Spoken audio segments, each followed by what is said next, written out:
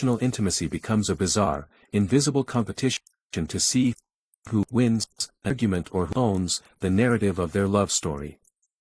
This deep-seated rivalry serves to two questions: to inflate her own fragile ego, and to keep him perpetually uncertain and striving. She does not want a husband who stands beside her as an equal. She demands a man who kneels emotionally seeking her elusive approval. 7. She systematically erodes his masculinity by dramatic blow-ups, but by quiet, almost intimate acts of psychological sabotage. Apparent confidence with tiny barbs. "I thought you were strong, but I guess I was wrong," or "I don't know why you even attempted that project."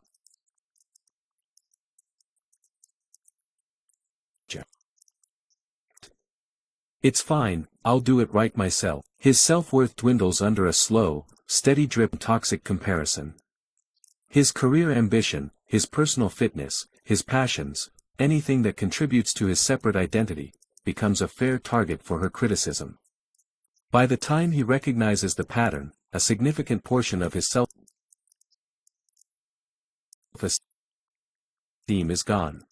No longer the confident man he once was, merely the man she reluctantly. The narcissistic wife throwing him diminished, as his emotional submission offers the most potent validation of her own perceived superiority.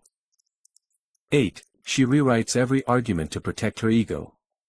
Regardless of the facts, the narcissistic wife must always win the objectively proven wrong. She crafts an where she emerges complete.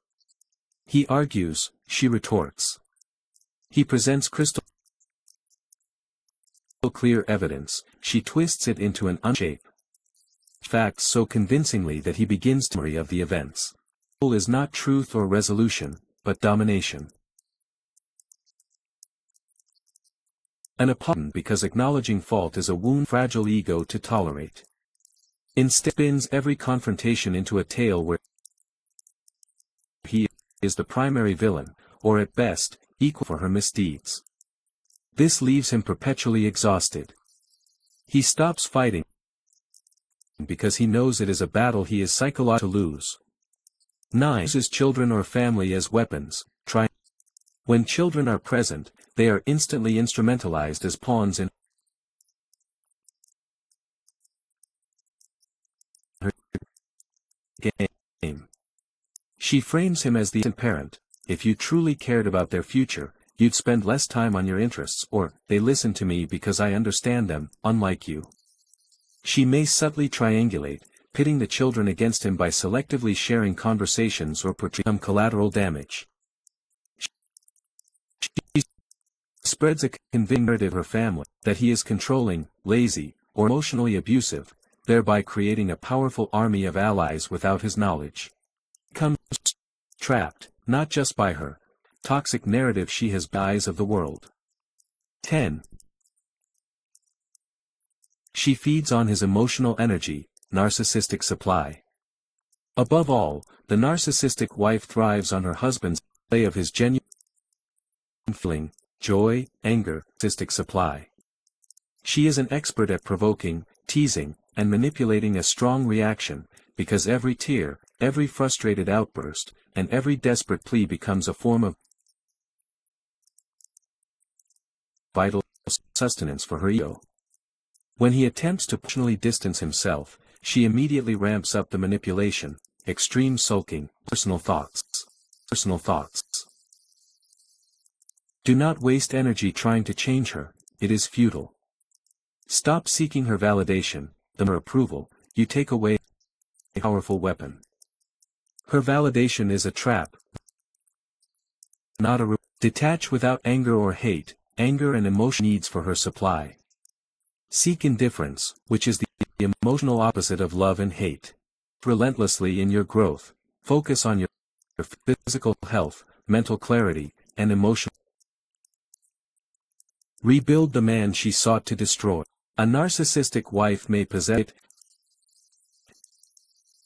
and beauty, but these qualities can never outweigh the damage caused by control, deception of his related performance, rehearsed for maximum, devastating effect. Her charm was initially perceived as magic, later, it would feel like a cold, inescapable. Because behind that warmth, that perfect facade, resided a mind obsessed with control. Not. She possessed a heart that craved fervent admiration, narcissistic supply, not genuine intimacy. And her spirit was governed by a profound, toxic fear of accountability that dwarfed fear of loneliness. This is the crushing reality of marriage to a narcissistic wife. You don't merely lose your peace, your tranquility, or your joy, you lose your very self. This is not a story of common arguments or everyday conflict.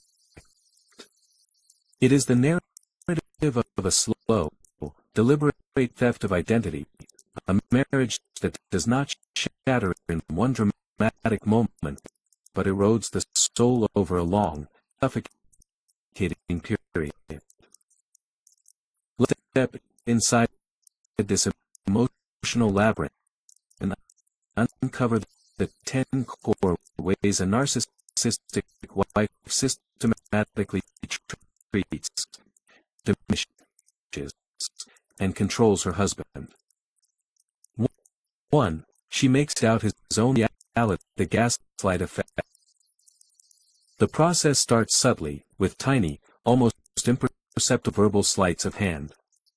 He will state, "You explicitly told me to the reservation."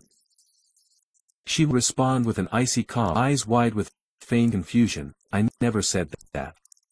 You must be mistaken." He distinctly remembers the conversation, the time, the place, yet she insists, with such wavering certainty, that he begins to question the fidelity of his own memory. The seeds of self-doubt are planted. Maybe I'm overreacting. Maybe I am too sensitive. Forces this by calling him dramatic or too emotional. Gaslighting is not a loud, dramatic explosion, it is the slow, deliberate erosion of sanity.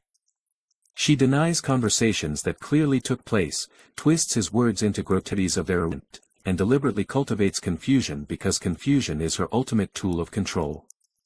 While in public she is charming, articulate, and perfectly collected, at home she puts a continuous barrage of emotional distortions, compelling him to rely on her distorted perception of reality experience. Soon, he begins second-guessing everything, his feelings, his instincts, his core sanity. And this is precisely where she wants him. When a man no longer trusts his own thoughts, he is utterly pliable and controllable. Psychologically, this is the narcissist's favorite game, turning solid truth in pliable clay to maintain her flawless self-image. Every disagreement becomes a trap, every confrontation a dizzying illusion. He starts offering apologies for what they ever did, just to restore a fleeting moment of peace. 2. She uses affection, not gift. In the love phase, her affection felt boundless, a warm, safe harbor of attention, physical intimacy, and warmth. He felt uniquely and permanently chosen. But a fundamental shift occurs, not suddenly, but with a cruel, gradual subtlety. She begins a practice of intermittent reinforcing affection with a warning or explanation. A frigid cold shoulder in, a dry, perfunctory good night. And when he inevitably asks what is wrong, the answer is always the same, emotionless word, nothing. This nothing becomes a form of psychological torture. Affection instantly becomes a tradable currency. She dispenses it when he is compliant and obedient, and she ruthlessly the moment he questions her or asserts his own. It was never about genuine love, it was about leverage. She discovers that desire connection is her most potent power source. When she smiles, he feels relief. When she turns distant, he fix it.